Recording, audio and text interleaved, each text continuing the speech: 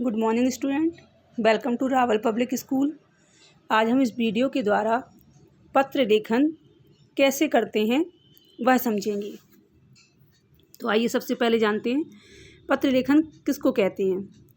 दूर रहने वाले अपने संबंधियों अथवा मित्रों की कुशलता जानने के लिए तथा अपनी कुशलता का समाचार देने के लिए पत्र एक साधन है। इसके अतिरिक्त अन्य कार्यों के लिए भी पत्र लिखे जाते हैं। पत्र लेखन का महत्व जानते हैं। दूरसंचार साधनों के क्षेत्र में आज क्रांति हुई है तथा दूरभाष जैसे साधन सर्वसुलभ होने के अतिरिक्त उपयोग भी सिद्ध हुए हैं। उन साधनों के बावजूद आज फिर पत्रों के महत्व को नकारा नहीं जा सकता। उन्हें दृष्टियों से पत्र लेखन आवश्यक और उपयोगी है। यही नहीं, आधुनिक युग में पत्रों के प्रकार और आकार विषय पर शैली में भी परिवर्तन हुए हैं। एक और पत्र के माध्यम से हम व्यक्तिगत विचार, चिंतन, अनुभूति और संवेदनाओं की अभिव्यक्ति करते हैं, तो दूसरी ओर व्यापार और व्यवसाय के क्षेत्र में कार्यालय की औपचारिकताओं के संदर्भ में तथा पत्र पत्रिकाओं में अपनी समस्याओं को प्रकाशित करवाने में भी पत्र लेखन को ही महत्व देते हैं। अतएव इस युग में पत्र लेखन का भी विशेष महत्व है। पत्र लेखन एक कला। आधुनिक युग में पत्र लेखन को कला की संज्ञा दी गई है। पत्रों में आज कलात्मक अभिव्यक्तियाँ हो रही हैं। साहित्य में भी इनका उपयोग होने लगा है। जिस पत्र में जितनी सौहार्द्य होगी वह उतना ही प्रभावकारी होगा। एक अच्छे पत्र के लिए कलात्मक सौंदर्यबोध और अंतरंग भावनाओं का अभिव्यंजन आवश्यक है। एक पत्र में उसके लेखक की भावनाएं ही व्यक्त नहीं होती, बल्कि उसका व्यक्तित्व भी उभरता है। इससे लेखक के चरित्र, दृष्टिकोण, संस्कार, मानसिक स्थिति, आचरण इत्यादि सभी एक साथ झलकते हैं। अतः पत्र लेखन एक प्रकार की कलात्मक अभिव्यक्ति है, लेकिन इस प्रकार की अभिव्यक्ति व्यावसायिक पत्रों की अपेक्षा सामाजिक तथा साहित्यिक पत्रों में अधिक होती है। अब हम जानते हैं पत्रों के प्रकार के बारे में। तो पत्रों के दो प्रकार होते हैं या दो तरह से पत्र लिखे जाते हैं, एक औपचारिक पत्र और दूसरा अनौपचारिक पत्र। सबसे पहले हम जानेंगे औपचारिक पत्र क्या होते हैं, ये कैसे लिखे जाते हैं और ये किसको लिखे जाते हैं। तो बच्चों, सरकारी, अर्ध सरकारी और गैर सरकारी संदर्भों में औपचारिक स्तर पर भेजे जाने वाले पत्रों को औपचारिक पत्र कहते हैं। इनमें व्यवसाय, कार्यालयी और सामान्य जीवन व्यवहार के संदर्भ में लिखे जाने वाले पत्रों को शामिल किया जा सकता है। इन पत्रों में संक्षिप्तता, स्पष्टता और स्वतः पूर्णता की अपेक्षा रहती है। औपचारिक पत्रों के अंतर्गत दो प्रकार के पत्र आते हैं: सरकारी, अर्ध सरकारी और व्यावसायिक संदर्भों में लिखे जाने वाले पत्र। सामान्य जीवन व्यवहार करें या अन्य विशिष्ट संदर्भों में लिखे जाने वाले पत्र। औपचारिक पत्र के प्रकार: सरकारी, अर्ध सरकारी और व्यावसायिक संदर्भों में लिखे जाने वाले पत्र। इनकी विषय वस्तु प्रशासन, कार्यालय और कारोबार से संबंधित होती है। इनकी भाषा शैली निश्चित सांचे में ढली होती है और प्रारूप निश्चित होता है। सरकारी कार्यालयों, बैंकों, व्यावसायिक संस्थानों द्वारा किए जाने वाले पत्र व्यवहार इस वर्ग के अंतर्गत आता है। विभिन्न पदों के लिए लिखे गए आवेदन पत्र भी इसी श्रेणी में आते हैं। अब आप समझ गए होंगे, औपचारिक पत्र बहुत ही सटीक लिखे जाते हैं। इनकी विषय वस्तु सीमित होती है, इनकी भाषा शैली निश्चित होती है। अब आप ये देखें, सामान्य जीवन व्यवहार करें या अन्य विशिष्ट संदर्भों में लिखे जाने वाले पत्र। यह पत्र परिचित एवं अपरिचित व्यक्तियों को तथा विविध क्षेत्रों से संबंधित अधिकारियों को लिखा जाता है। इनकी विषय वस्तु सामान्य जीवन की विभिन्न स्थितियों से संबंध होती हैं। ये प्रायः सामान्य और औपचारिक भाषा शैली में लिखे जाते हैं। इनके प्रारूप में प्रायः स्थिति और संदर्भ के अनुसार परिवर्तन हो सकता है। इनके अंतर्गत शुभकामना पत्र, बधाई पत्र, निमंत्रण पत्र, शोक, संवेदना पत्र, पूछताछ पत्र, शिकायती पत्र और संपादक को पत्र आदि आते हैं। औपचारिक पत्र का प्रारूप अब आप देख सकते हैं। औपचारिक पत्र का प्रारूप इस तरह से होता है, जैसे आप अपने स्कूल के प्रधानाचार्य जी को पत्र लिखते हैं तो वह इस तरह से लिखेंगे।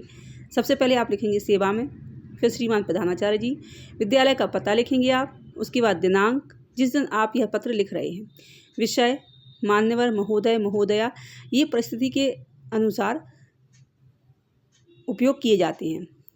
फिर संदेश, पत्र के बाद आपका धन्यवाद और आपका नाम।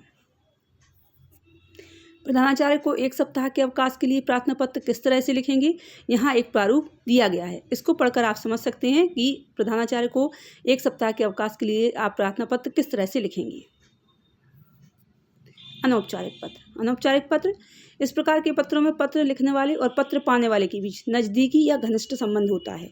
यह संबंध पारिवारिक तथा अन्य सगे संबंधियों का भी हो सकता है। और मित्रता का भी। इन पत्रों को व्यक्तिगत पत्र भी कहते हैं। इन पत्रों की विषय वस्तु निजी और घरेलू होती है। इनका स्वरूप संबंधों के आधार पर निर्धारित होता है। पत्रों की भाषा शैली प्रायः अनौपचारिक और आत्मीय होती है। अब आप समझ गए होंगे, इसमें भाषा में कोई सीमा नहीं होती है, शब्द सीमा नहीं होती है। यह व्यवहारिक पत्र होते हैं और यह संबंधों के आधार पर लिखे जाते हैं। अनौपचारिक पत्र का प्रारूप आप देख सकते हैं। इसमें कुछ ज़्यादा नहीं होता है लिखने के लिए।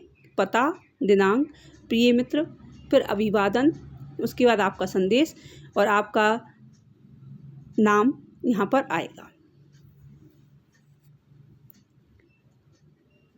एक पत्र का प्रारूप आप देख सकते हैं। आपने अपने पिताजी के लिए एक पत्र लिखा है जिसमें आप विद्यालय की तरफ से पिकनिक जा रहे हैं और उसमें आपको कुछ पैसों की आवश्यकता है, जिसके लिए आपने अपने पिताजी को पत्र लिखा है। तो इस प्रारूप को पढ़कर आप समझ सकते हैं कि अनौपचारिक पत्र किस तरह से लिखे जाते हैं। पत्र के अंग होते हैं, आप देख सकते हैं, चाहे औपचारिक हो या अनौपचारिक। सामान्यतः पत्र के निम्नलिखित अंग होते हैं, जैसे पता और दिनांक, संबोधन तथा अभिवादन शब्दावली का प्रयोग, पत्र की सामग्री, पता की समाप्ति, स्वनिर्देश और हस्ताक्षर। आप औपचारिक या अनौपचारिक कोई भी पत्र लिखते हैं, ये दोनों पत्र में ही आते हैं और इनका उपयोग होता है। अब आप देखें यह किस तरह से लिखे जाते हैं। सबसे पहले आप लिखेंगे पता और दिनांक। पत्र के बाईं ओर कोने में पत्र लेखक का पता लिखा जाता है और उसके नीचे तिथि लिख दी जाती है।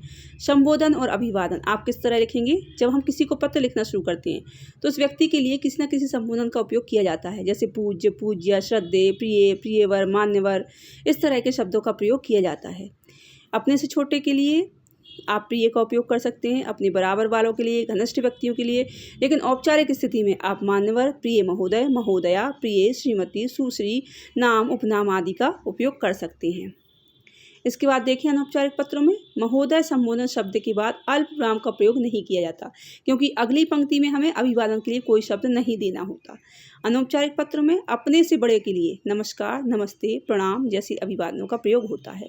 जब स्नेह, शुभाशीष, आशीर्वाद जैसे अभिवादनों का प्रयोग होता है तो मात्र संबोधन देखते ही हम समझ जाते हैं कि संबोधित व्यक्ति लिखने वाले से आयु में छोटा है।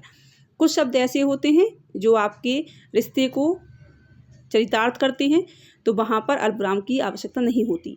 औपचारिक पत्र में इस प्रकार के अभिवादन की आवश्यकता नहीं रहती।